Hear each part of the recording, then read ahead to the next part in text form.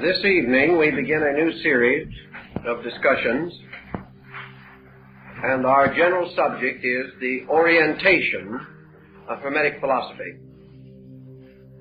In all of these courses, we are attempting in every way possible to present the material without depriving the student of the right to arrive at certain conclusions of his own. In other words, where certain reasonable doubts exist, where conflict or contradiction is present, we will say so, in order that we shall at least have solid ground as far as we can go. And in the case of the Hermetic philosophy, we cannot go as far as we wish that we could. In the first place, the entire origin of this field of thought is utterly obscure. All that we have is a group of definitely conflicting reports. But out of the conflict itself, and out of the very circumstances which surround the times and conditions associated with the beginning of the school, we gain some very useful and practical insight. So we will try to sketch the field first historically. It is generally assumed that the only material that we have relating to the general subject of Hermetic philosophy originates in the writings of the ante-Nicene father, Clement of Alexandria. Clement Alexandrinus includes in his work a considerable discussion of a system of Egyptian ritualistic, symbolical, magical metaphysics, which was prevalent at his time. And he wrote with the perspective of the late 1st and early 2nd century A.D. Clement does not, however, actually approach the central problem, namely, who was Hermes. Thus we have to seek in other directions, not nearly as factual or as comprehensive. The standard texts of the present time do not have any general knowledge of how what is called the corpus hermeticum came into existence. The corpus is composed or made up of a series of writings attributed to a mysterious person called Hermes, and often referred to either as Hermes Trismegistus or Mercurius Termaximus in the Latin form. Several efforts have been made to assume that this Hermes was the Egyptian deity Thoth, Thoth, long associated with the concept of wisdom, and considered by many to have become intermixed with the Greek Hermes, particularly during the period of the Grecian pharaohs of Egypt. That is, the dynasty of the Ptolemies, the dynasty immediately preceding the beginning of the Christian era. There is no evidence of certainty, however, that the Hermes of the Hermetic school was actually the Egyptian Thoth. This, however, brings a further matter. Thoth, as a deity, was worshipped in Egypt for a very long time.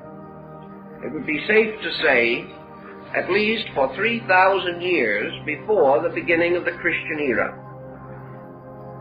The question naturally arises, then, was this deity a deified human being?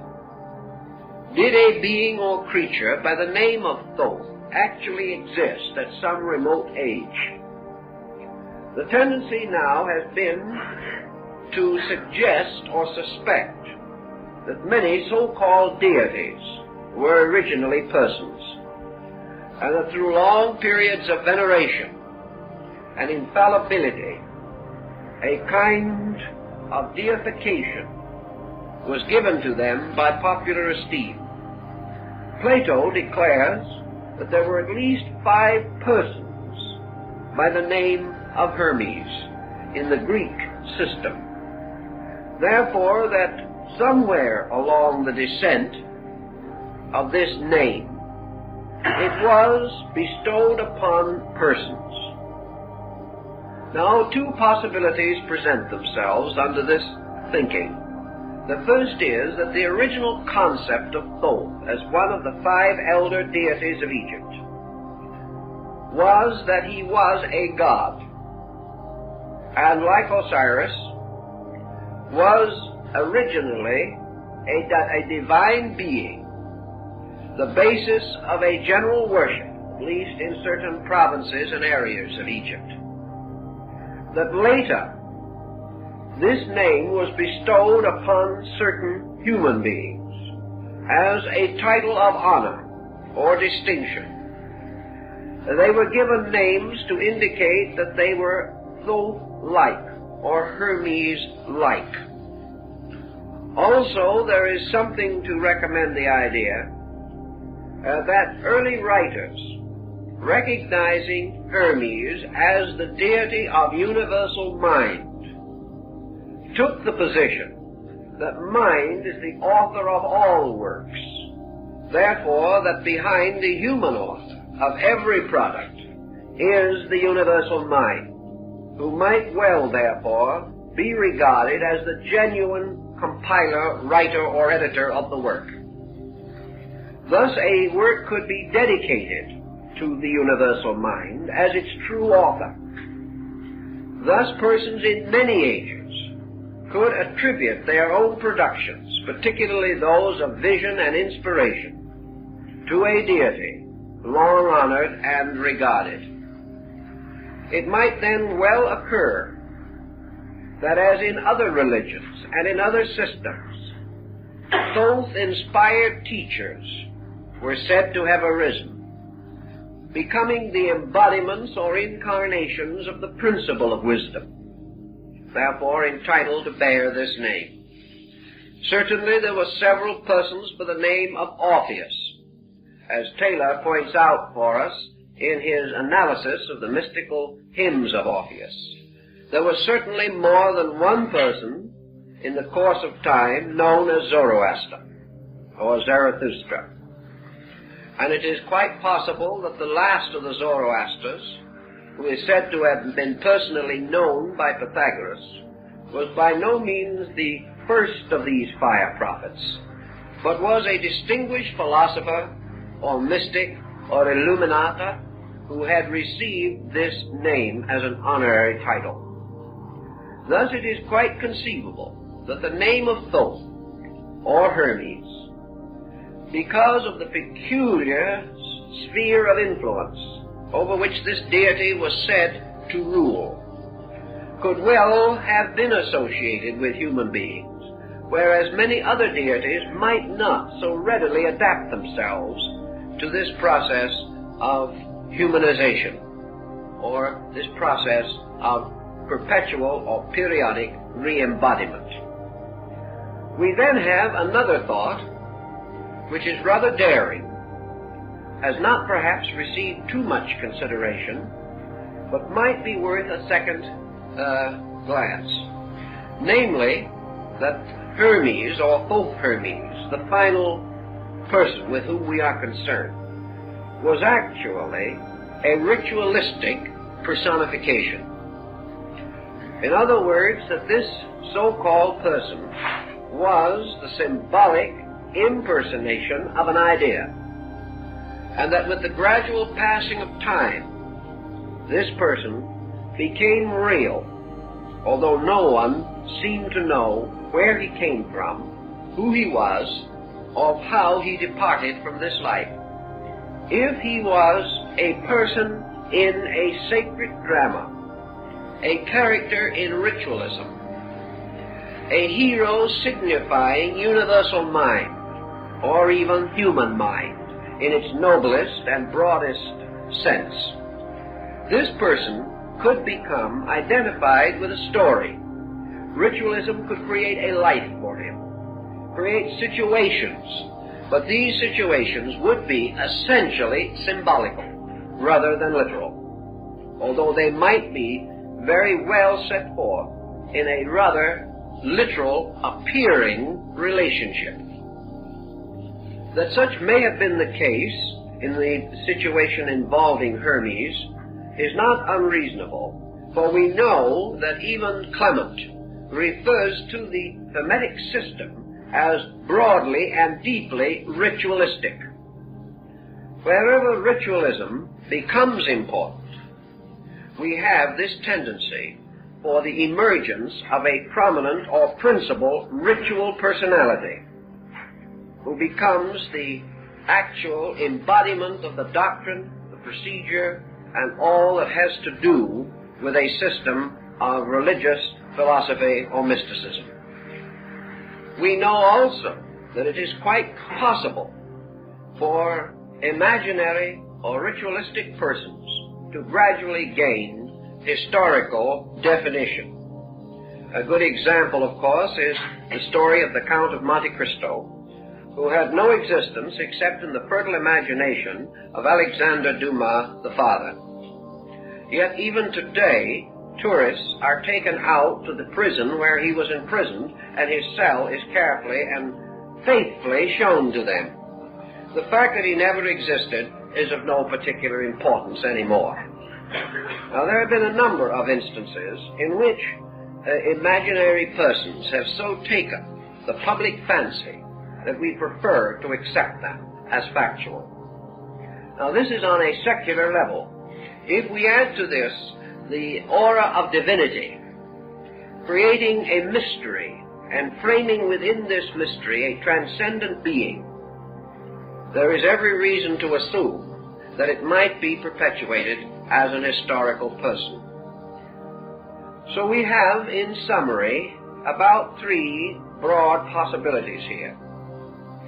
One, that we are dealing with a divinity representing a universal state of consciousness, and that this divinity simply descended into the Greek period of Egyptian philosophy and was regarded as the patron of a school or system. The second is that this divinity was represented by embodiments, and that therefore priestly initiates, teachers, authors, and scribes may have received this name and have therefore been regarded as this person. And the third, that he is a ritual figure, as we will find in many other religions and philosophical systems. With this situation, as broadly expressed as we can, we then come to the intricate problem of dating the Hermetic philosophy. Nearly always we must date a subject, particularly an unknown work, by context, by a study of the structure, by a study of the internal ideas presented. It is nice to assume that ideas can be born out of time, or that they can appear full-born and full-grown like Minerva from the head of Zeus. But actually this is very rarely, if ever, the case. Every idea of man is set into a framework of time and place. The average person, and even the average highly informed person, cannot be totally unhistorical. He cannot have attitudes that are totally unknown to the world in which he lives. Nor can he develop an idiom or a form of expressing himself that is completely outside of the language structure of his own time. Thus, through idiom, through structure, and through various colloquialisms, forms in grammar, and other instruments, it is nearly always possible to historically establish a work within a very few years. An example of this, of course, a good example, is the early Rosicrucian manifestos. The Famaf and Confessio Fraternitatis and the Chemical Marriage of Christian Rosenkreuz, these books are supposed to have been written much earlier than their date of publication. Actually, however, by studying them, we discover that no matter when they were written or how they were written, they could not have been written before the rise of Martin Luther, because there are certain ideas incorporated into them in certain patterns which did not exist or were not known before that date. Thus, the earlier dating must be regarded as largely mythological. Now, in the study of the Hermetic writings, as they are preserved for us, we are in the presence of certain elements or factors that cannot be denied. The first is that they do not represent the philosophy of the ancient Egyptian. They are not a bona fide perpetuation of the ancient Ammonistic doctrine of the principal Egyptian systems. They are not grounded or set in the Osirian cycle or the great restoration of Egyptian religion, nor can we clearly find them oriented into the temporary reforms of Akhenaten. That these teachings are not classical Egyptian, we must finally accept, because our gradually increasing knowledge of Egyptian literature and a number of recent discoveries on the dramatic and ritualistic and mystical writings of the Egyptians, apart from their funereal texts, all these prove conclusively that the Thoth of ancient Egypt is not actually the Thoth Hermes of the Hermetic philosophy. We must come down to a more recent time in order to find the inspiration behind Hermeticism as we know it. There is every reason to assume from the text and the study that the works could not have been written earlier than the time of the rise of the golden age of Greek philosophy. Therefore, that the writings could not, in their surviving structure, be earlier than the 3rd or 4th century BC. Also, there are other elements involved. Elements coming from the eastern side, indicating strong Oriental influence. And this Oriental influence is of a type which could not be any earlier than the golden period of Grecian thought, the so-called Age of Pericles. Therefore, assuming this to be the earliest possible date, and remembering always that the earliest known versions of these works are in Greek, we must also determine, if possible, the latest conceivable date. And knowing the quotations from the Hermetic writings made by the Fathers in the 1st and 2nd century, we can say with reasonable certainty that this work, the Corpus Hermeticum, must have been compiled or brought together in a period of approximately 300 years, not earlier than the middle of the 4th century BC, or later than the beginning of the Christian era. This general pattern will be subject to perhaps a re-estimation of 40 or 50 years, but I think not more than that. Actually, the Corpus Hermeticum consists of 42 books. At least it is so traditionally stated.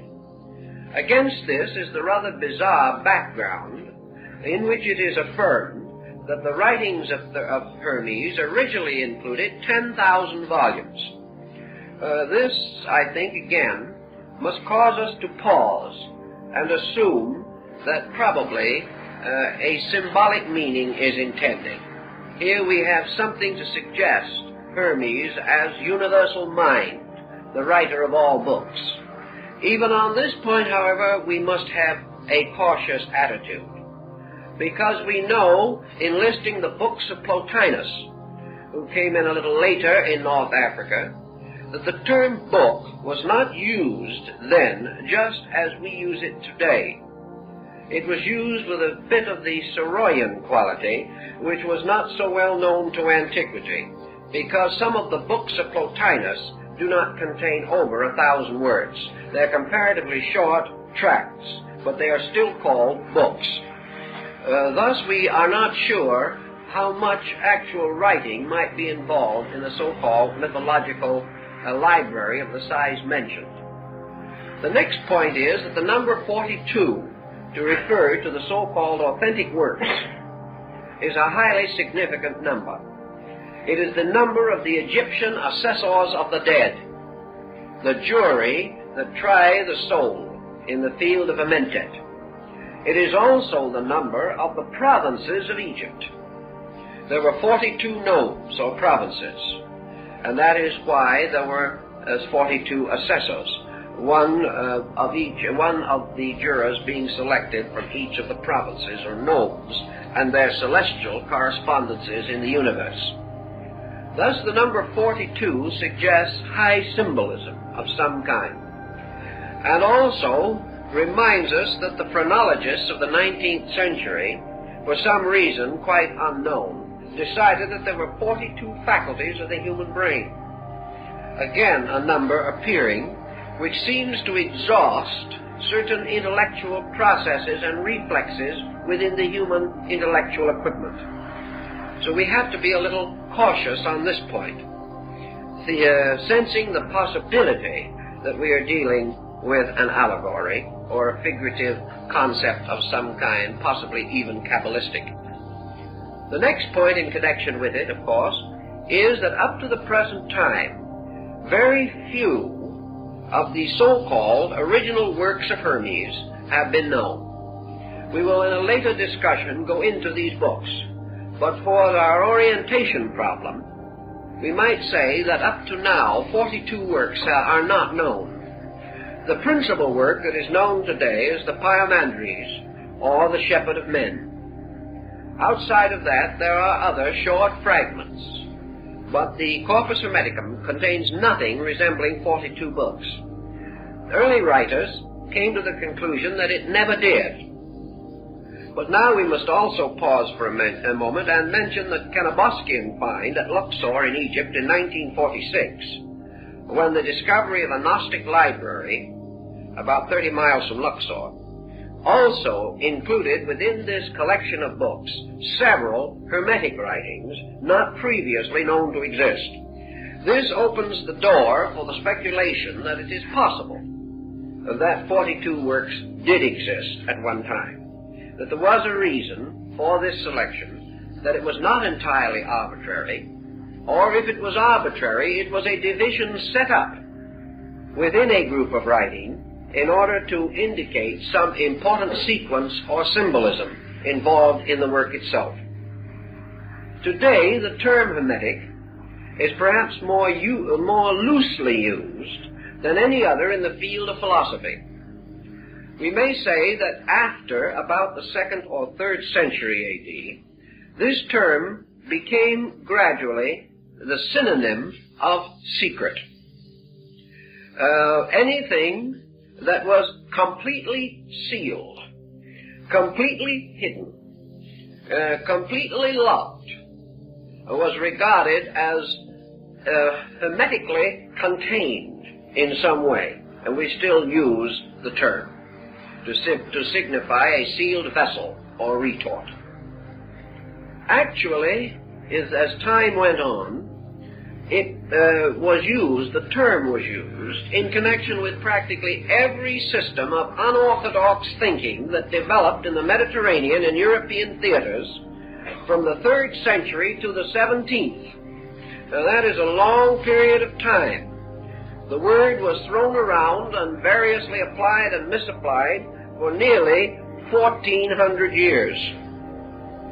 During this time, it certainly wandered far afield. A very large literature involving it arose upon alchemical speculation. It even became involved in medicine and in astronomy and in mathematical formulas of one kind or another.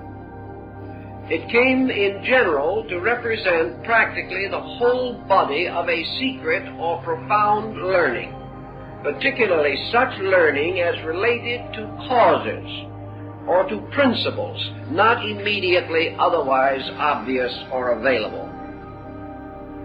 From this we must come to the conclusion that today it is exceedingly difficult to differentiate between the layers and overlayers of speculation which have developed around this theme.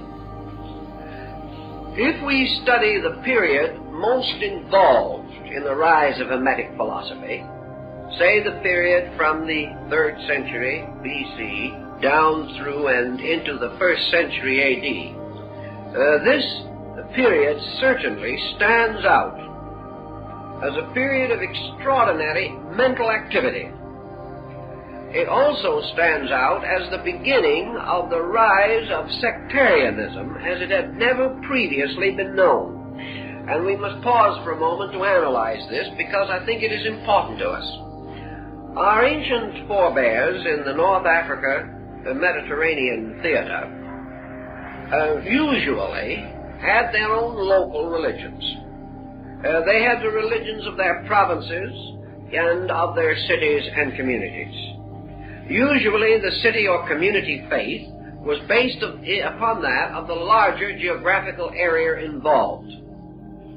When a nation conquered another nation, it conquered the gods along with mortals and brought its own religion which superseded that of the people that had been conquered. Thus there was very little actual change of faith due to sectarianism. People were not inclined to say, I prefer to worship this way and you can worship that way if it pleases you. You worshipped according to the land in which you lived. And if anything happened and your land changed proprietors, then it was assumed that if your gods were not strong enough to preserve the country that they governed, then it was a good idea to change your gods and join up with the conquerors, and at least be on the right side of the situation. And as changes in the religions of peoples were very slow, and most reformations were of slight general importance, I think we can say that up to the beginning of this critical period, there was almost no concept of what the Shakespearean plays refer to as a misbeliever, an individual with a wrong religion. The only way you had a wrong religion was to be in the wrong place, or to fail to change when some other religion took over your country. There were not minority faiths and majority faiths such as we know today, nor were there the 500 jarring sects referred to by Omar. These things simply had no existence. There was practically no tendency of anyone to say to another man, your faith is wrong, or your gods are unreal, or anything of that nature. That attitude was foreign to antiquity. Wherever the deities were strong enough to protect you, you worshiped them. And generally, the so-called state religion concept prevailed. And if you were within the state, you held to its faith. If you traveled from another country, temporarily as a merchant or someone of that nature, and you came within the area of a deity different from your own, it was assumed that there would be a certain fraternization among the gods also. Your belief was held with respect, but it was very unlikely that you would be able to convert anyone to it in the new area. You were there as a guest. Your God was there as a guest of the local deities, and everybody expected everybody to take a nice attitude about the whole thing. All of a sudden this changed, and changed in an extraordinary way. There gradually developed, in an incredibly short time, considering the motions of these days, a difference of attitude involving the total rejection of certain ideas as false and superstitious, the imposing of an entirely new group of ideas, and the division of peoples into schismatic groups, bitterly antagonistic to each other, and frequently ready to persecute and martyr the members of other faiths. This was a new and different situation. It arose with the changing of certain patterns, and we still are not too sure of what caused these patterns to change. But individuals living quietly within the atmosphere of their local gods did not change without cause. And this cause was not revelational. This cause was historical, social, and political. It had to be, because it had to strike into the lives of many persons of different minds and in different localities, in whose lives and thoughts such ideas had not previously existed to a degree that there is any historical record of them. Something happened, and we must begin to try to find out what did happen.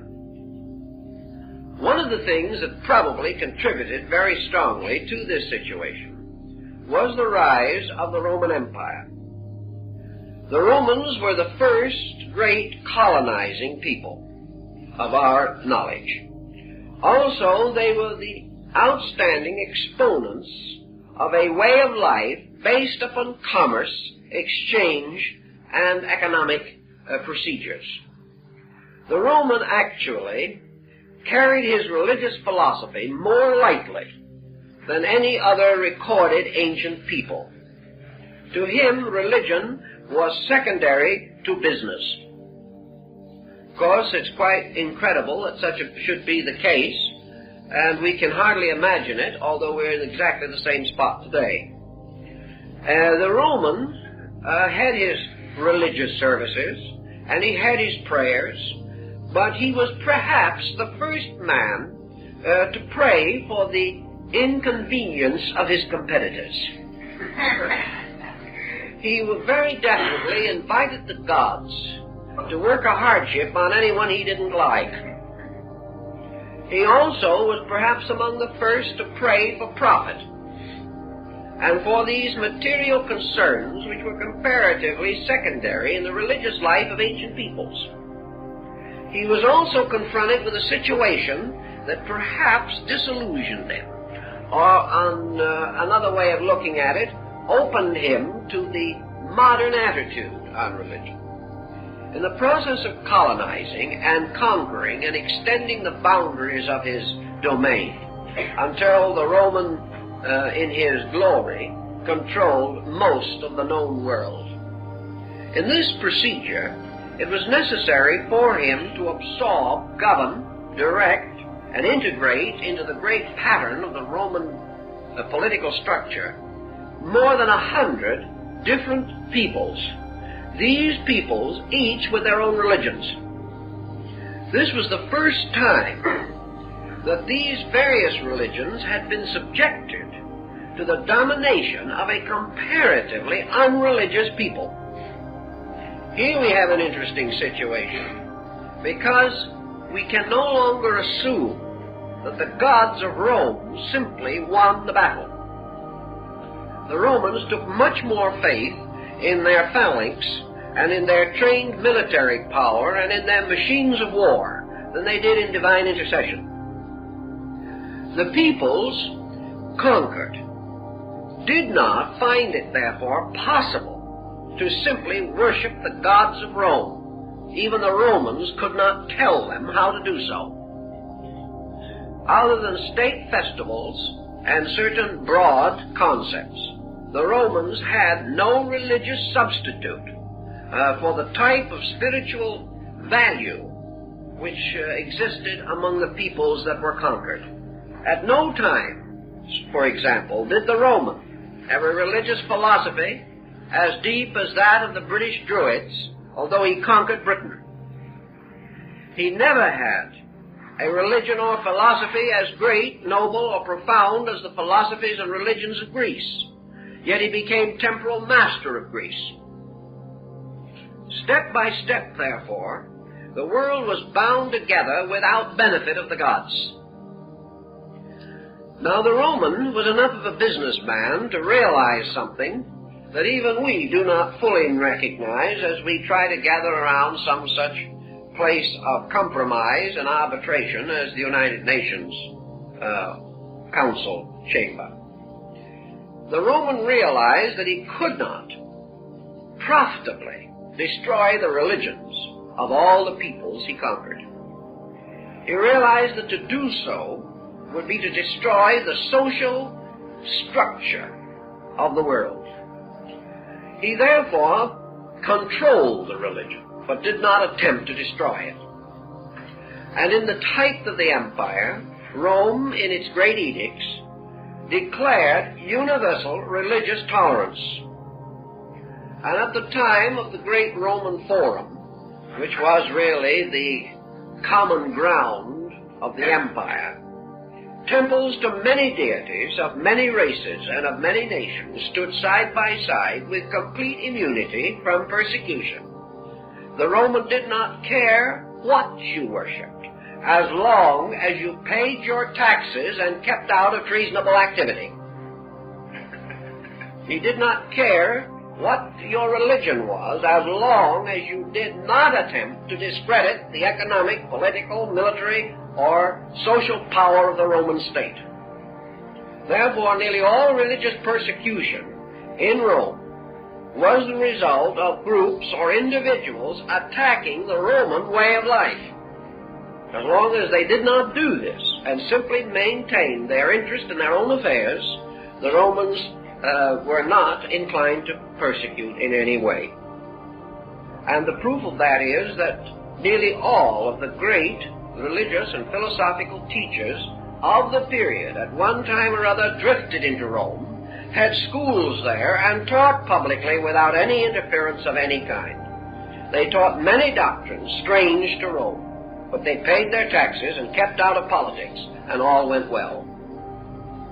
This, however, presented for the first time a situation that had never existed in our general thinking. The world, the Roman world, had the spectacle of many gods meeting on a common ground, the temples of many faiths, and to a certain degree, this proximity must have influenced Roman thinking. It must have caused the Roman, and later the members of other peoples that came to Rome for one reason or another, to do for the first time what you might call religious shopping. They began to look around.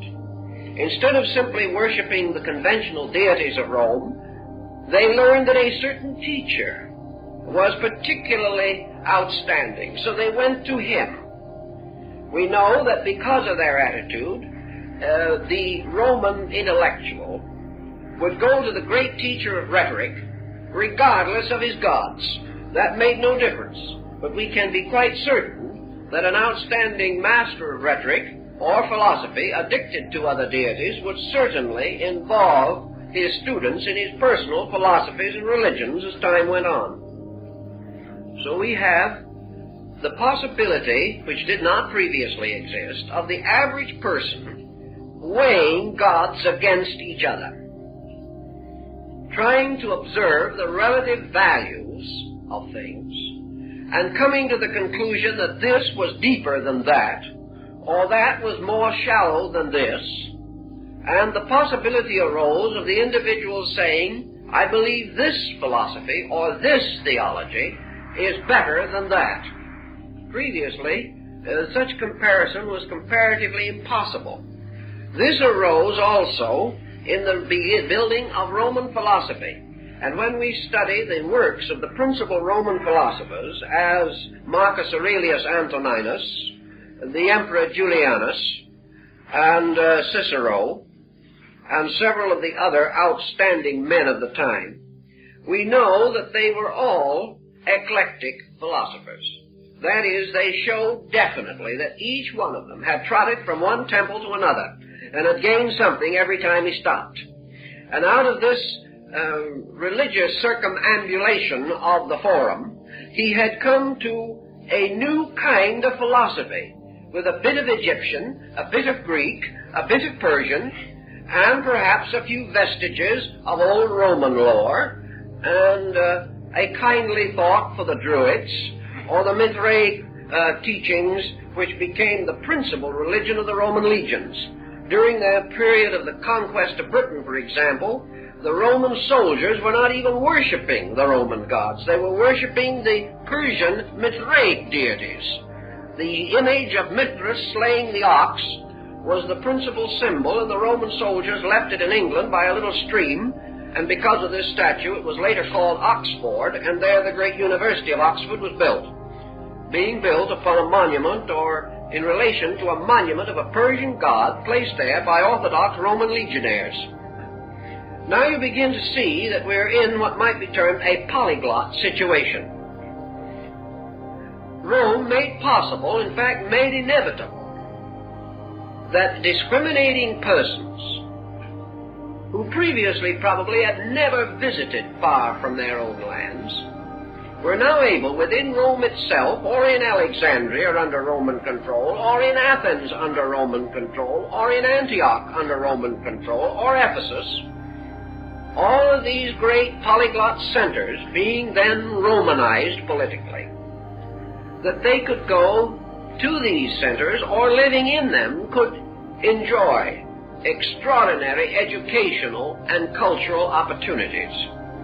That in any one of these cities a dozen great teachers might be flourishing together, not as in Greece, divided by their arts and sciences primarily, but now divided in the total religion, philosophy, and idealism which dominated their systems.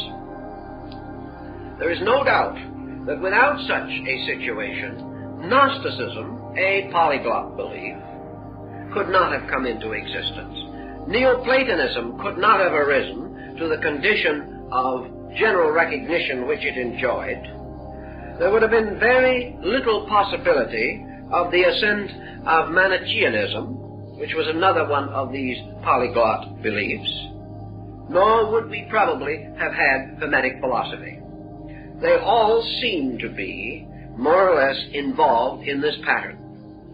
We also find rising in areas under general broad Roman influence, such as Judea, the rise of the Essenian cult, later the Kabbalists, and in North Africa the Jewish sect of the Therapeutae.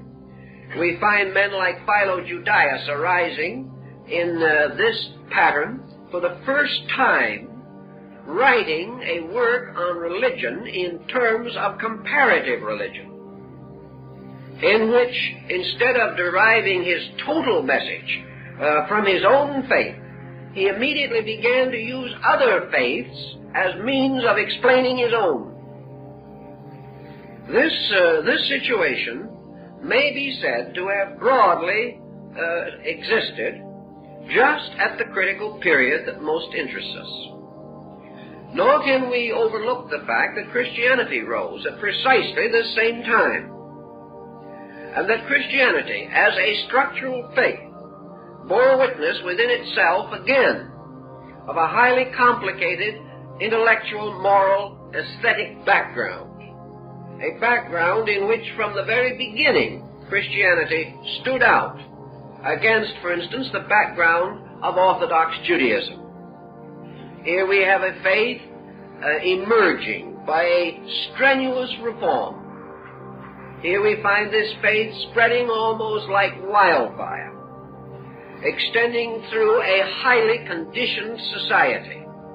Had Egypt, with its old gods, had its old impregnable position, had the ancient deities of Greece been firmly and completely dominant, and had the Latinized Greek gods of Rome had the strength and domination and complete authority that they had in the times of Numa, or even in the period of the first Caesars, we could not have imagined any polyglot or heterodox faith spreading through these areas without an immediate reaction that would have almost exterminated it. Instead of that, we find it reaching people who are already inquiring, who are already a little uncertain, who are already disillusioned in something. The great note of Judaism of the time was disillusionment. The ancient gods of Israel had not preserved their people from the tyranny of Rome or the tyranny of Herod. The old vows had been broken. The punishment of deity was upon a delinquent people. All these explanations, man's moral effort to avoid or evade the inevitable fact that as a sovereignty he had been defeated and enslaved. All this turmoil, all this increasing doubt, the power of Rome took away from nearly all these other peoples the absolute faith which they previously had in their own deities, and gave them no immediate transference of that faith to any other group of deities. And gradually out of this confusion appears to have arisen a kind of intellectual individuality, perhaps best represented by your eclectic philosophy. These people simply, as we said, went shopping intellectually. And they bought a little from this store and a little from that mart or shop. And they built together a philosophy based upon experience, justified by personal favor, and perhaps containing a beautiful assortment of partly digested inconsistencies, as in the very beautiful but not maturely organized Meditations of Marcus Aurelius.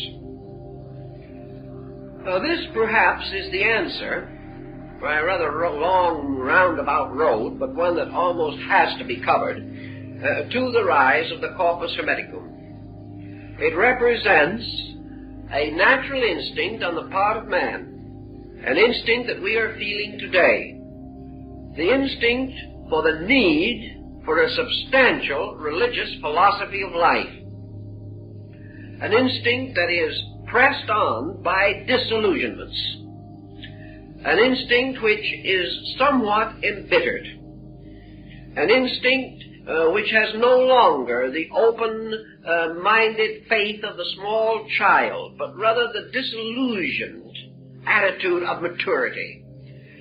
No longer this willingness, this readiness to believe all good things, but a certain suspicion, a fear that all pretenses conceal ulterior motives, or perhaps the continual fear of being hurt again, a further disillusionment involved in spiritual conviction. We know from the writings of Boethius and others that this disillusionment was strong in these early formative years of our modern religious life. If this can be regarded as valid, and we assume, as we must, that all old faiths did not die in their tracks. In other words, in these critical periods, a curtain didn't fall over the religions of the world, and all the old ways simply ceased by magic. It was reported that great Pan died, but we have no proof that this actually happened. We only know that he was no longer to be seen playing on his pipes by the side of the river.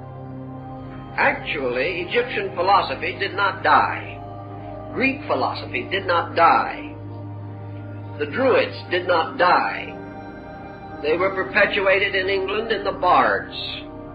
They were perpetuated in all the later mythology and lore, such as the Arthurian cycle and the legend of Taliesin. All the old ways lived on, but they lived on with certain modifications and changes. And in many instances, they flowed together to form new combinations which lived, and the original patterns were no longer entirely distinguishable. We know, for example, that before the end of the 6th century, Egyptian philosophy in Egypt was virtually dead. By that time, Moslemism was beginning to come in, and in a short time the land of the pharaohs would no longer be Egypt. It would be an Arabic state in which perhaps only a few of the old Copt Christians held any real link to the past. Therefore, if Egyptian religion survived at all in Egypt, it survived in Coptic Christianity.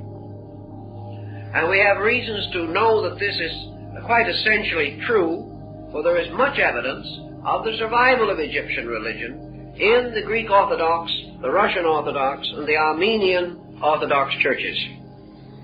So things disappeared into patterns and came out again much later. And because after this decline of the Roman Empire came the Dark Ages, with almost complete illiteracy, a great deal that was carried across this long dark interval was born with half memory. People did not even know anymore where it came from. They had forgotten and did forget in the course of 400 or 500 years the entire cycle of descent. Little by little the symbolism was moved into new patterns and imposed upon new doctrines until the original situation was comparatively forgotten.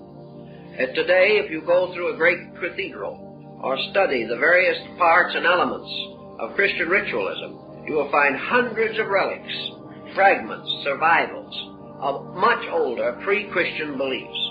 But the average Christian believer does not even know this. Therefore, it is quite likely that he did not know it 1,000 years ago, even as well as he does not know it today. I finally made a sentence out of that, didn't I?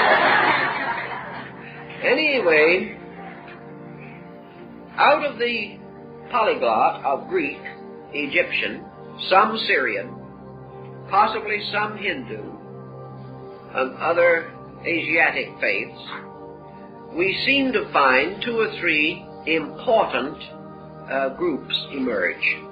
One of these groups was most certainly the Hermetic. It is also interesting to observe that the early church fathers, the ante-Nicene fathers, ante now meaning before, not against, before the Council of Nicaea, the ante-Nicene fathers accepted out of the past 2 so-called pagan teachers with almost universal respect. A little later they added a 3rd. The first 2 that they accepted were Plato and Hermes. And the 3rd, who became popular a little later but retained its popularity beyond either of the others, was Aristotle. And by the rise of medieval Christianity, Aristotle was held in just about as high a regard as any of the prophets or patriarchs. Christianity became Aristotelian, whereas in the early part of it, it was essentially Platonic. But that these church fathers in the 1st, 2nd, and 3rd centuries should not have resented either Plato or Hermes is itself an interesting point. It means that they recognized in these systems certain truths or certain realities which could not be denied, or which were so stated that they could be Christianized to the benefit of the new faith. What then was the basic point upon which so much of this depended? And apparently, this basic point in both cases was the definition of deity. The Gnostics had an entirely different definition of deity, so they were almost completely rejected. The Neoplatonists, with their peculiar mystical approach, also found little favor. But the Platonists and the Hermetists found a very strong favor because of their approach to deity as a purely monotheistic being. Therefore, we must say that Hermetic philosophy introduces strongly, sometime slightly before or at about the period of the Christian era, a totally monotheistic concept of God. Now this is interesting because it has been called a pantheistic monotheism. Not a polytheistic, but a pantheistic. In other words, the one deity of Hermes and of Plato was a deity within creation, not a deity outside of or brooding over creation.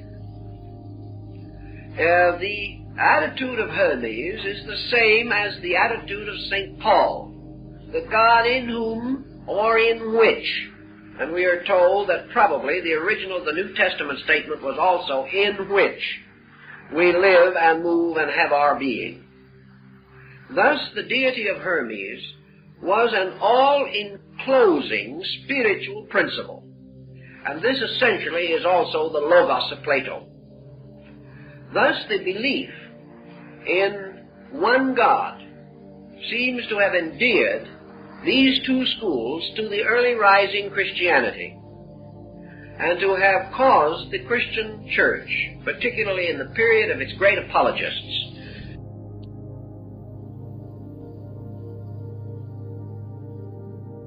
the same air received all offerings, and men beginning to look around observed that the offerings were usually similar. They then went on a little further, and they discovered that the same number of deities were in the different sanctuaries, and that the deities of similar definition had similar appearance and attributes. And we must not assume for a moment that antiquity was essentially stupid. These individuals observing these things could only come to one possible conclusion, namely, that there were strong similarities, even identities, between these faiths.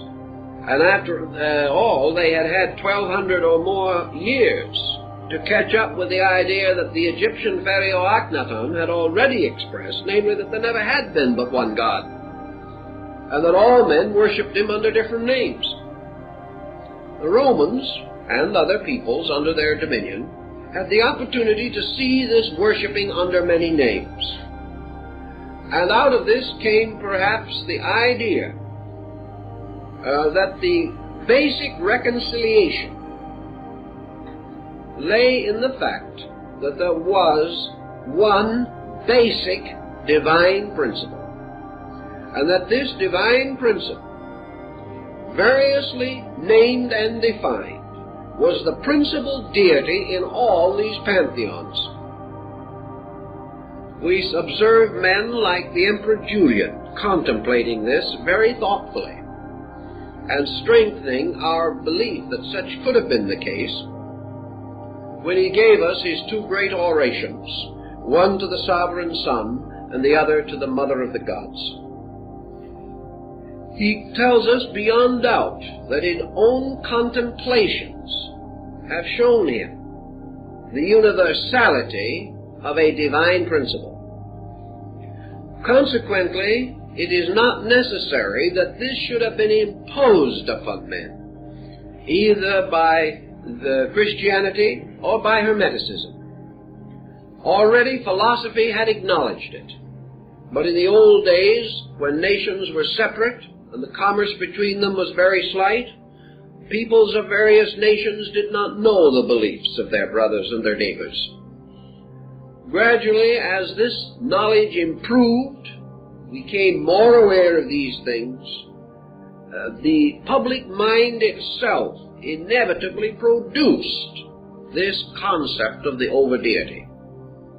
The deity that did not destroy the other gods, nor was this deity merely one becoming victorious and gaining special veneration.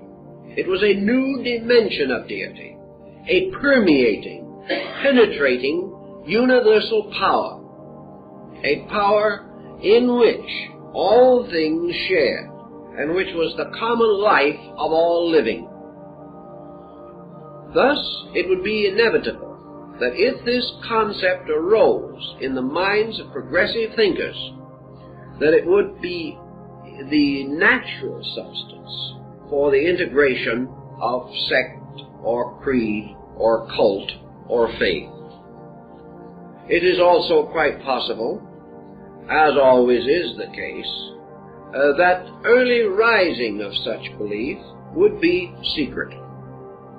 That men would gather first to mature their own ideas, and to escape the eternal stigma of unorthodoxy which has followed thinkers since the beginning of time. Thus these precious discoveries, following in the pattern and practice of the older mysteries, would be communicated only to an elect, only to those who were regarded as capable of understanding correctly this new dimension of things. Which brings us to the next point in connection with the Hermetic philosophy, and that is its relationship to the mystery systems of the world at that time. We have mentioned the state religions. We must always remember that behind each state religion was some kind of a mystical or metaphysical structure. Antiquity did not know of a religion without mysteries. And by mysteries now we do not mean secrets in the general sense of the word, but structures, ethical, moral, spiritual institutions, sacred colleges or schools. And they were called mysteries because they were sealed or closed from the profane, even as though they had been closed by some kind of an hermetic stubble. These mysteries always had a deeper dimension than the general opinions of the people. As far back as the 6th century, when Pythagoras traveled throughout the Near East and the southern parts of Europe and finally into Far Asia, he came back fully convinced that in their esoteric schools all the great religions of the world were already teaching the same thing. The average person hadn't discovered this, however. Perhaps we can suspect that the confusion resulting in the collapse of the outer structure of religion of many of these peoples threw a great and sudden weight upon the esoteric schools. And these esoteric schools were not essentially theological as we know it today, and therefore they were not quite as vulnerable as the so-called popular religions. These so-called esoteric schools were actually institutions of higher learning. And even though you might lose faith in your deities, you could not deny the multiplication table. You could not deny the value of herbs and medicines in healing. You could not deny the secrets of bone setting. You could not deny the motion of the heavenly bodies, nor the secrets of navigation. You could no longer perhaps accept certain beliefs, but you were still leaning heavily upon jurisprudence, which was originally taught in these temples. You were leaning very heavily upon the laws and canons of art, of sculpture, and of music. All the great scientific knowledge, which was originally dedicated to the gods, and was disseminated through the schools of these gods, this knowledge did not die with the popular faith. Thus, the esoteric schools, or the mysteries, perhaps came forward more rapidly after the decline of the state religions. Men now had a new level of value upon which to pin their faith, and it is quite possible that it was at this time that the gradual shift from a spiritual to a scientific way of life actually began. And as it took thousands of years to create the philosophical religious systems of the ancients, the last 2,000 years has been largely dedicated to the shift from the theological foundation of exoteric religion to the great mystery sciences of esoteric religion. In any event, the learned, the leading minds, those who became the opinion makers of their own days, certainly must have recognized that you could not destroy the school with the temple, that the school had to go on, that man still had to learn. The increasing dignity of the school is expressed in Neoplatonism, Gnosticism, and Hermetic philosophy, and to a degree in the Essene and Therapeutae doctrines, certainly in the Kabbalism of the early Jewish mystics, rising from Rabbi Akiva, who belongs to this same critical period and is just about as difficult to orient as any of the others. All of this seems to show that the universe began to emerge as a great wonder of law. We no longer hear of the gods walking around the earth, concealed as mortals, or riding away into heaven in chariots. We no longer see winged immortals flying in space. We hear no more of nymphs and hamadryads. These things vanish. Instead of that, we begin to hear of the teachers, the great illuminators, those who came with extraordinary knowledge, those who made possible the advancement of arts and sciences, and those who gradually transformed the beliefs of men into a kind of moral philosophy or ethical system, a system based almost entirely upon the philosophic premise of adjustment to disillusionment. Philosophy is actually man's reconciliation with the inevitable. And in that we see it emerging. We see it coming more and more into the foreground. And we find men like Hermes, or beings like Hermes, no longer simply telling stories and fables about the gods, or writing hymns about deities, or perpetuating the powers of arbitrary deities. We find Hermes and these others beginning to talk about structure, about the universal law of living. And we know that out of the North African Hermetic tradition, almost certainly the astronomical theory of Ptolemy came into existence. The theory that controlled the thinking of men until the day of the Copernican rediscovery of the old heliocentric idea. We find law, lawfulness, education, culture coming forward very rapidly, apparently from nowhere, and spearheaded by mysterious, phantom-like persons. Let's pause for a moment and consider the Neoplatonism, which was in the same general area. It is now generally believed that Neoplatonism was founded by a man called Ammonius Saccas. Ammonius Saccas was a sort of North African Aesop. He was a strange man of no education as far as is known, and his name implies his trade. He was a carrier of bundles, burdens, and trunks.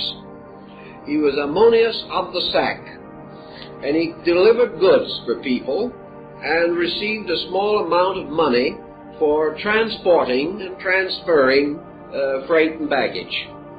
He was sometimes referred to as a porter, certainly as a carrier of burdens. This man is supposed to have suddenly burst out with one of the most transcendent systems of mysticism the world has ever known. How he received it, where it came from, no one has been able to say. Yet this man, unlettered, unschooled, unlearned, drew around himself one of the most brilliant academy of thinkers that the world has ever known, including such minds as Plotinus, Iamblichus, and other leading thinkers of his day, finally to produce in Athens a little later the glorious, glittering figure of Proclus, who is called or surnamed the Platonic successor. The rise of Neoplatonism is a mystery, and has always remained a mystery. Yet there is a dark hint that behind Ammonius Saccas was another person. That for some reason this other person chose to be represented by the common bearer of burdens. Now, who is this bearer of burdens? Perhaps it is the same bearer of which there is reference in the Bible, of cast your burdens upon the Lord. Also, there are many concepts of Jesus as bearing the burden of the world's woe, or bearing the burden of mortal sin. This burden bearer keeps appearing in many localities, certainly a possible symbolic statement or concept. But who and what was the force behind this? It is quite possible that these persons simply represented teachers or initiated masters sent out of the schools or out of the mystery system, or stepping in because of their superior knowledge into the vacuum left by the collapse of popular theology and moving the entire concept onto a new level. It could well be that under such a situation, this breaking through could have occurred in many places at almost the same time because the need was general. And the need in this case produced an almost perfectly structured breakthrough in a dozen places simultaneously. We may assume that these were inspirational, but we may also assume that the temples were the source of the inspiration, for they had been for a very long time. Furthermore, as soon as this breakthrough occurred, as soon as the world in general began to think scientifically, philosophically, cosmologically, and to begin to use the instrument of symbolism with a certain intuitive apperception, the moment this breakthrough took place, the mystery schools vanished. And from that time in the Western world we heard no more of them, until a very much later date, hundreds of years later, when we find the rising of Christian mysticism in Europe. But probably 1,000 years passed, and the great institutions of Eleusis and Samothrace, the ritualistic temples of Memphis and Luxor, Karnak, the great temples of Egypt, particularly Memphis of the White Walls, all these disappeared.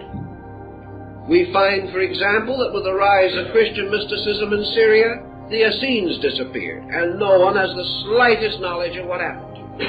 They vanished. The moment the breakthrough took place, the old schools that had been the custodians of the lore and had only accepted candidates under oath and obligation, the schools vanished. The one possible solution to this is that once the arcana, or the secret of the schools, the knowledge which they had so long religiously guarded, became public, their own existence ceased. Because you cannot maintain a secret that is out, nor can you initiate people to gain a special knowledge which they can gain without it. The levels that these schools represented then moved into society to become an objective, recognized system. In the hundreds of years that followed, we have the building upon these foundations, because this revelation of laws was a pretty tremendous thing, and it brought out foundations that could not be immediately exhausted nor fully built upon. It has taken centuries to build upon these foundations, even as far as we have today. And without the knowledge of the Greeks and Egyptians of 2,500 years ago, modern man would never have advanced his knowledge of electronic or atomic energy, because he is actually making his calculations with the instruments that were given to him by the Greeks, Egyptians, and Arabs. Thus, from the emerging of these things, we begin to see why, out of the ruin of a theology which had failed due to the wars that had destroyed men's faith in the ancient gods, there arose a new object or a new instrument of faith, faith in wisdom, faith in essential value. And this wisdom gradually became synonymous with God. Deity was no longer the Olympian despot. Deity was now the extraordinarily wise Father, the old learned one. Deity was moving gradually into the relationship of the mentor, of the great teacher. And in the speculations upon this subject, it was not difficult to imagine that this universal mind, this power that was behind the whole great institution of learning, should suddenly blaze forth as the most convincing concept of deity that there was. So God became no longer a symbol of power, but a symbol of wisdom. This was something that actually the Greeks did not have. The Greeks had deity as an object of veneration. And in the Mithraic hymns, the Orphic hymns, we find a great adoration for deity. But the Olympian gods were a rather frivolous lot as a whole. They had some rather strange and inconsistent practices and were not entirely admirable, as even Socrates pointed out. There were some scandals among the immortals that were better not mentioned even by the Greeks. Some of these scandals, rather well whitewashed, have descended to us in Bullfinch's mythology of the Greeks and Romans. Whatever scandals, however, were whitewashed by the Greeks were revealed in their full splendor by the Romans. And it was not the state religion. It was the great school of philosophers rebelling against it. Not rebelling against the gods, but rebelling against the literal acceptance of doctrines which they held to have mystical or secret meaning that made possible the rise of Pythagoras and Plato.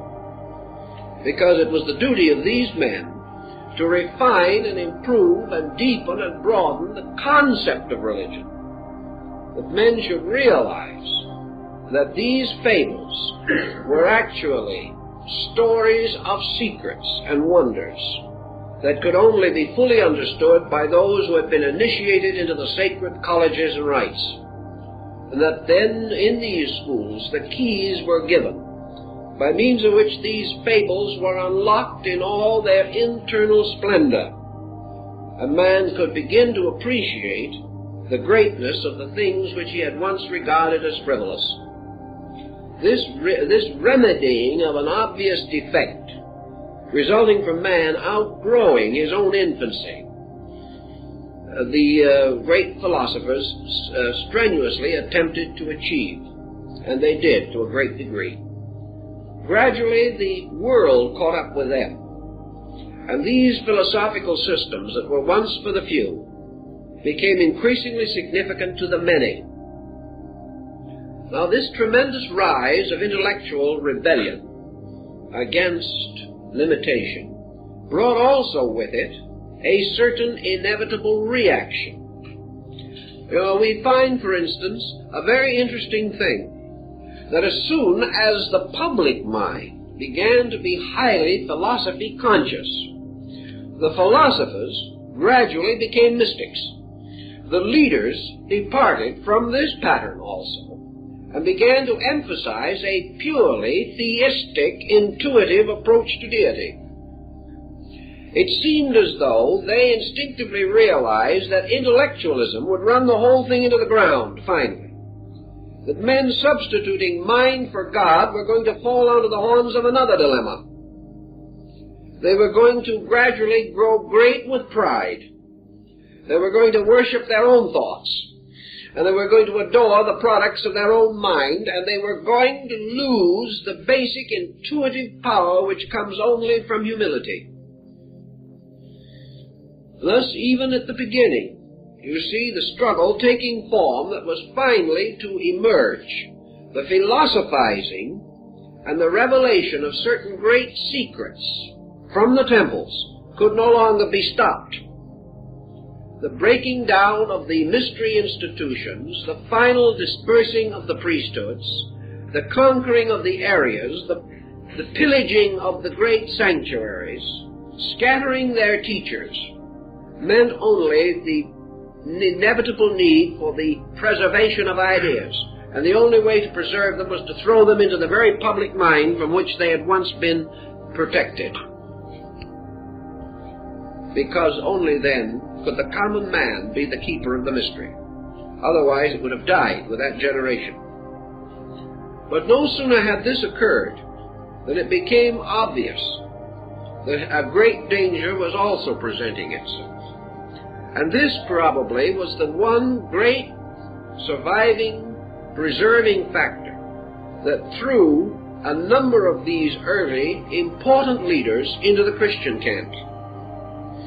Here was an important control or directive against the rising of the wisdom principle to the point of mental arrogance.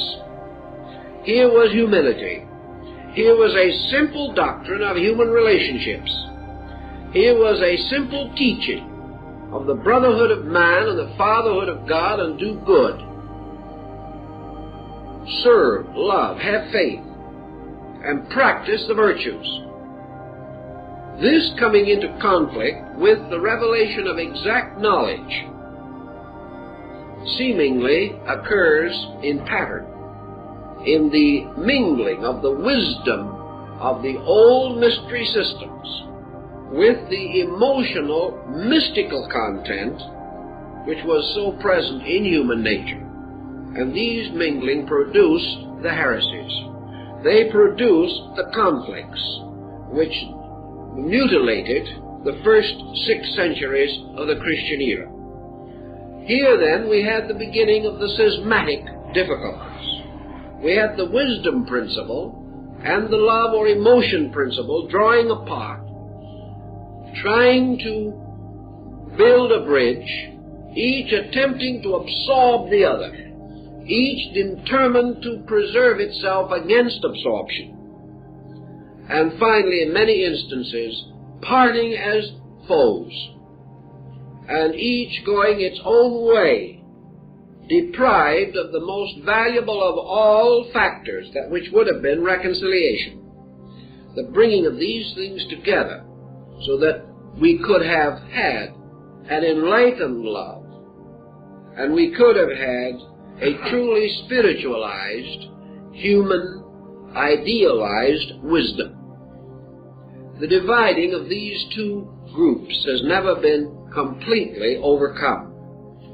But the mind, being by nature a dominant and inquisitive instrument, has continued to dominate, and has continued to lead man into intellectual segregation ever since that time, until today mind dominates practically every attitude and action of the human being. Our Hermetic problem, then, seems to deal with the breakthrough in North Africa of certain secret instructions.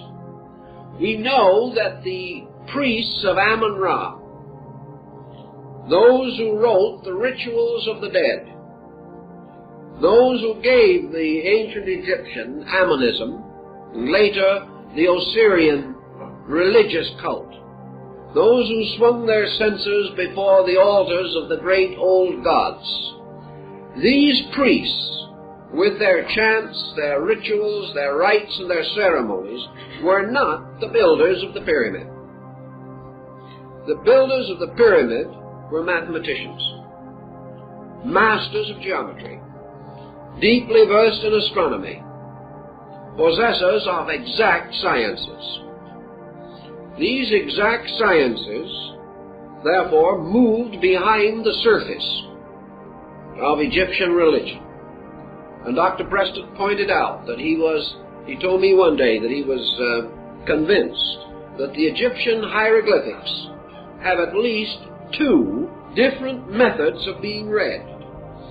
One being a sacerdotal language, a language of priestly process, and the other in some way related to the mystery systems. Dr. Preston was convinced that behind the surface of Egyptian religion was this great wisdom cult, the cult that produced Imhotep, the father of medicine, the cult which made possible the building of these great monuments,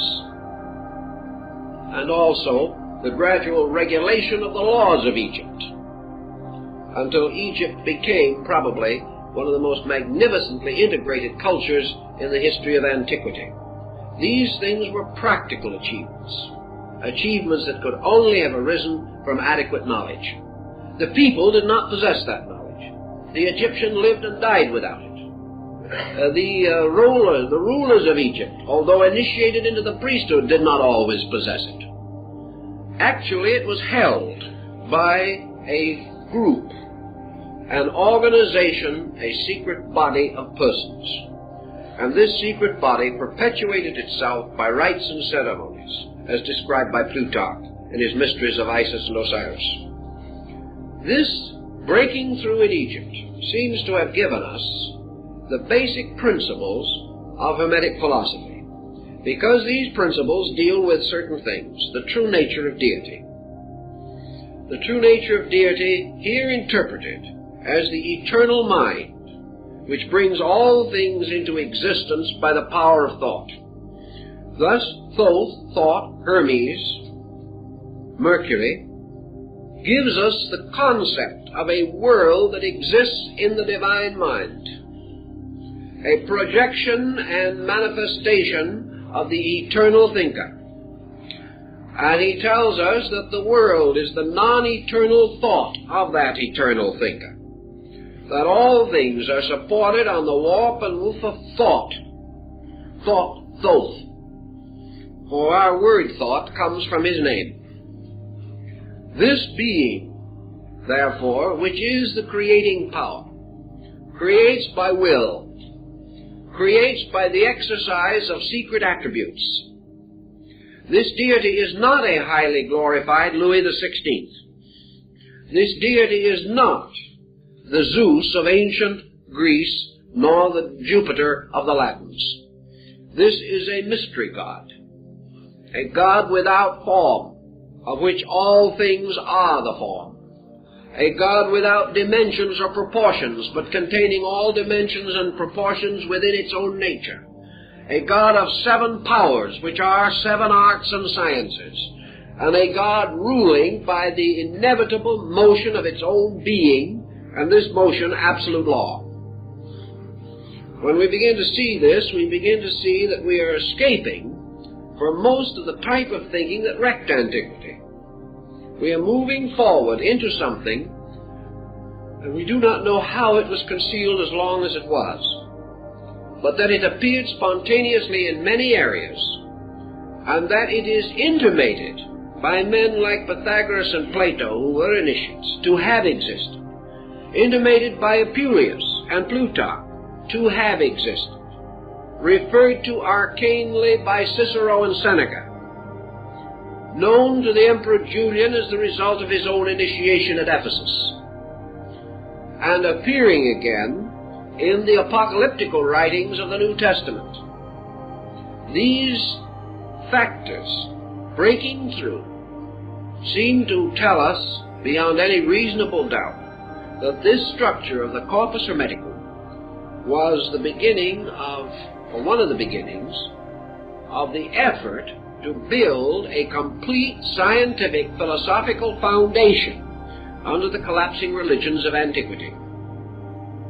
That this information had been previously perfected, and that the outstanding examples of this perfection would be found in the great architectural and legal documents of antiquity, such as the Code of Hammurabi, probably the earliest and one of the most enlightened of all legal codes, that it is to be found concealed in various ways in the proportions and dimensions of ancient buildings, that it roots in mathematics, that it roots in subjects so ancient that we cannot even trace their beginnings, that there was also a consistent integrated concept of the solar system, of the universe, of space, of time, of energy, and all of these things, which certainly form no part of the decadent ceremonials of the old later Roman priesthood, whose principal concerns were to be sure that they had the right cap on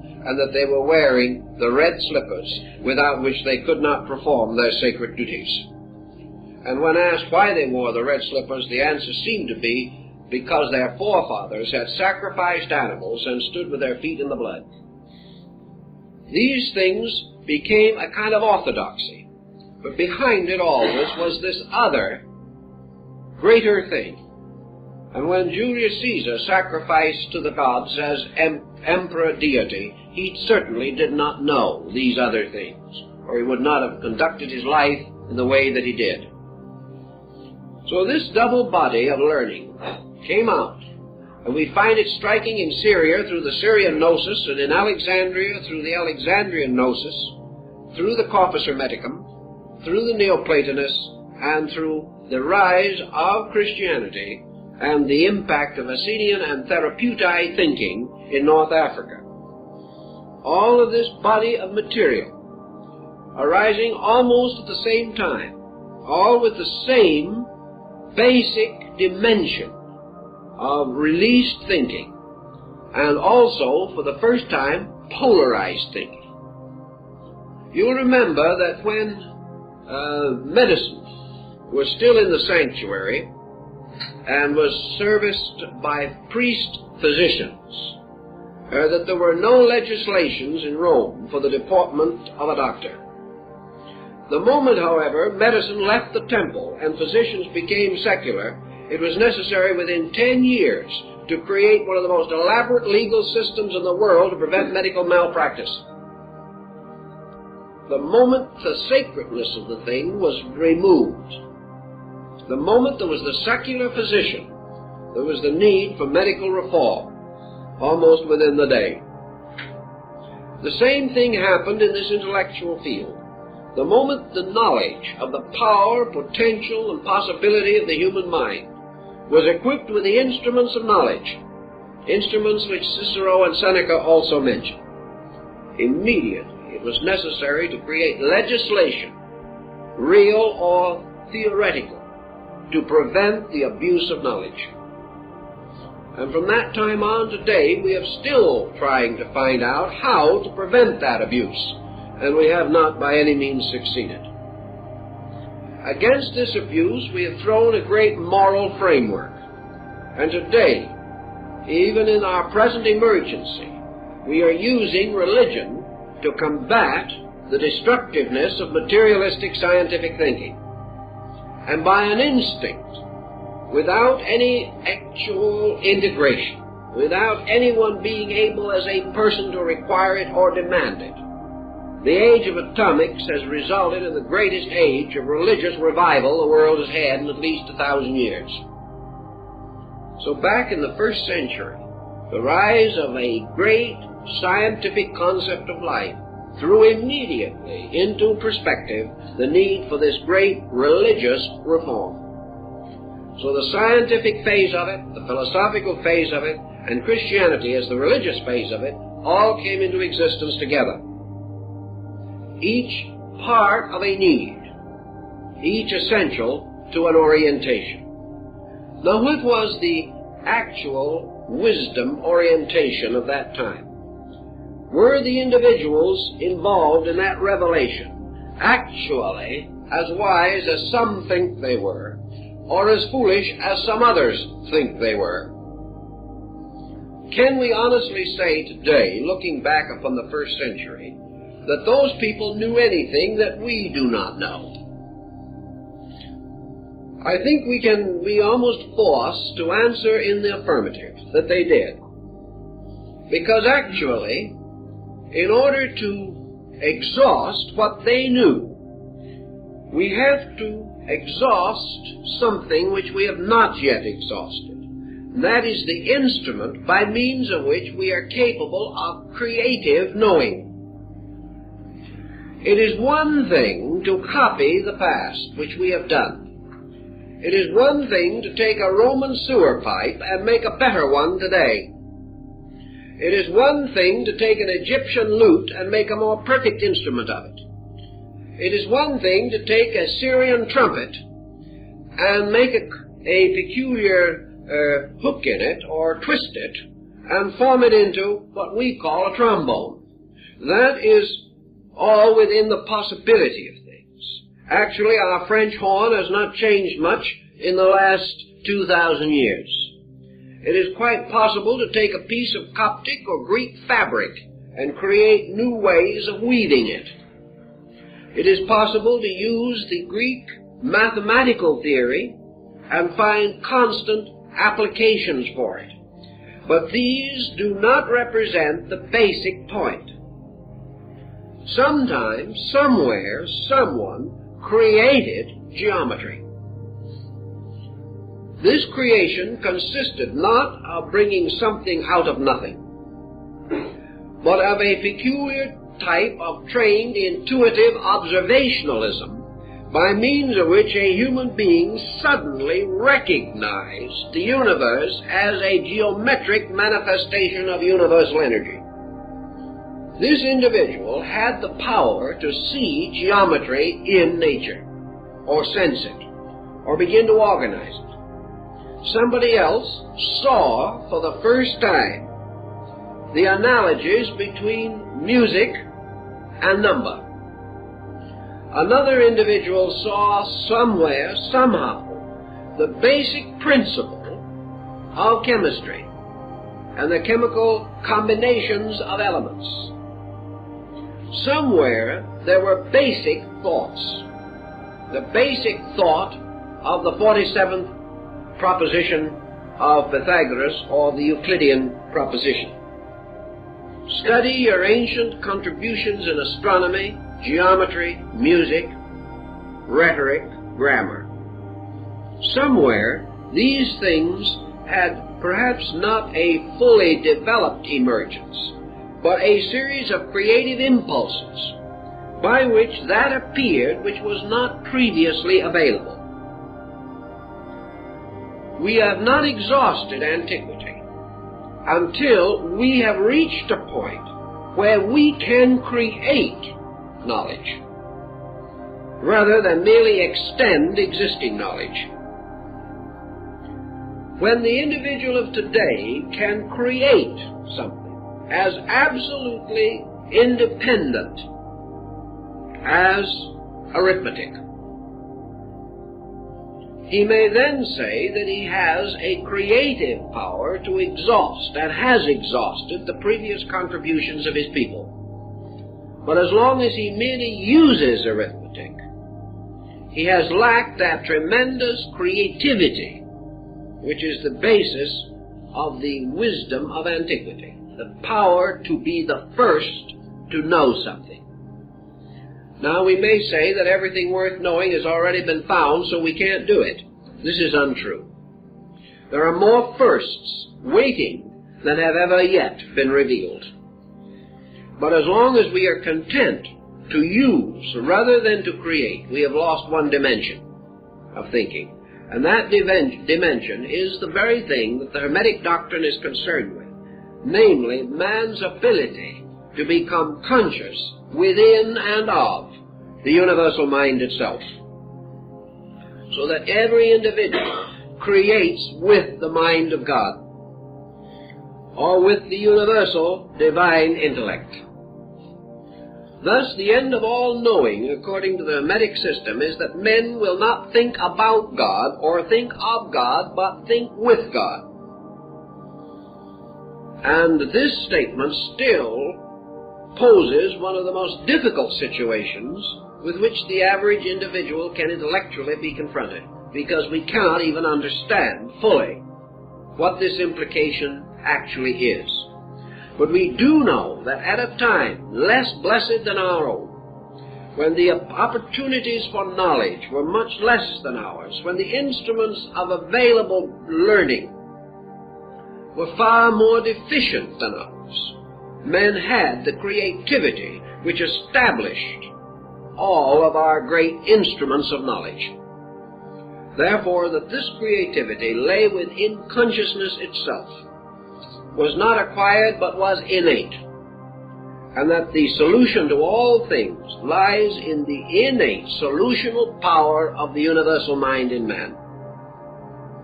Now, that someone 2,000 years ago should have sounded this is important, and it is easy to see why this idea could not die, why it had to continue to exercise an influence.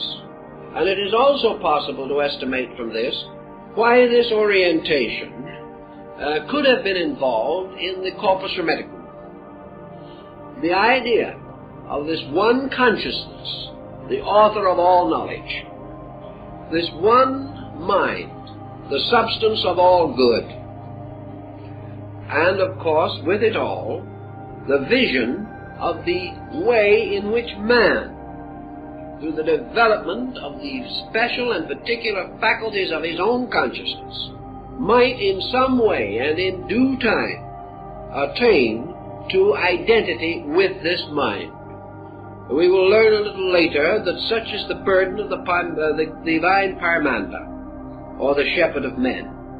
And we know that it is the burden of that department of the Neoplatonic thinking which is called the theurgical part, namely, theurgy, the magic of fulfillment, the magic of doing, the magic not of listening nor learning, but the strange power to be one with truth. So back even in that day, men dreamed of the possibility of bringing their own consciousness in rapport with the universal consciousness. And the secret books of Hermes and the mysteries of the Hermetic doctrine were in one way or another concealed in this or were concerned with it. Thus, the moment we apply this key to alchemy, we change the entire perspective of these chemists. The transmutation of ignorance, the transmutation of not knowing into the state of pure enlightenment. The creation of the universal medicine, truth itself, which alone can heal all the sickness of ignorance wherever it is distributed. And the principal primary contribution of the Hermetic philosophy was that such a truth elixir was possible. That it was not the vain speculation of deluded persons, that it was not a hope beyond possibility, but that truth substantially was attainable. Perhaps not immediate, perhaps not totally, but that the motion toward truth was the motion toward solution of every problem, internal and external, as far as problem could beset man, or any of his attributes. Thus the Hermetic arts consisted of the arts of human regeneration. There is everything to indicate that they were influenced by Buddhism. Buddhism with its noble path of renunciation. It is quite possible that the Hermetic philosophy was influenced by the earlier systems of Eastern mysticism that resulted in Yoga and Vedanta. It is quite possible and almost certain that this system was also influenced by the part of the old Sanhedrin, the great Sanhedrin of the Jews, which dealt with the mystery of the Merkava, or the chariot of righteousness, by means of which the prophet is transported to heaven without death. This chariot of righteousness, this chariot of Ezekiel, being the symbol of illumination, or the spiritual ecstasy by which man is moved from one world to another. Hermes himself describes this experience, or the writer of the Hermetic doctrine creates a person and causes that person to be the personification of the truth seeker, receiving into himself the experience peculiar to those who through dedication have become worthy of the truth. Thus in the Paimanda and in other Hermetic practice, universal mind or consciousness becomes the teacher, instructing the disciple in the attainment of the great end of learning, which is the Hermetic marriage, or the Hermetic union, the union of the mortal and the immortal in an indissoluble bond of amity. In these thinkings, then, we have the grounds for many mystical speculations that were to come at a later date. We see the source of a large part of Christian mysticism. We begin to see why the more illumined church fathers must have recognized the same essential doctrine that they themselves were seeking to cultivate. They must also have realized that the experience of deity is the end of all spiritual quest, And because Hermeticism, like the early church, was concerned with truth as an experience of consciousness, it could not be rejected totally, any more than the ethical experience of Plato could be rejected totally. So the orientation of our problem is historically in these centuries of change, these centuries by which certain directives arose in the thinking of man, and in the midst of these directives we see the rise of this very strange and elusive belief. A belief, however, which again never died, but became disseminated through 100 sects, even reaching into the Near East to become very important in the teachings of the dervishes and the Sufis. Thus this teaching moved in and on through time, losing its name after a very short time, but never losing its directive to the individual or its positive affirmation of the exact science of human illumination or redemption through the spiritual experience of illumination. These elements and these factors give us the orientation and will, I think, permit us to go on next week with a further analysis of the doctrine itself.